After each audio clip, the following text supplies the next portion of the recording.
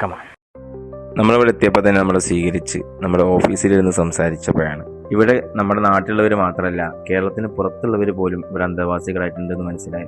ഇവിടെ മക്കൾ കൊണ്ടാക്കിയ രക്ഷിതാക്കളില്ല എന്നുള്ളത് വലിയൊരു ആശ്വാസം തന്നെയാണ്. തെരുവോരങ്ങളിൽ ആരുമില്ലാതെ അലഞ്ഞുതിരിഞ്ഞ് നടക്കുന്ന രക്ഷിതാക്കളൊക്കെ ഇവിടെയുണ്ട്. അവർക്ക് വലിയൊരു സന്തോഷമാണ് നമ്മളൊക്കെ കണ്ടപ്പോൾ.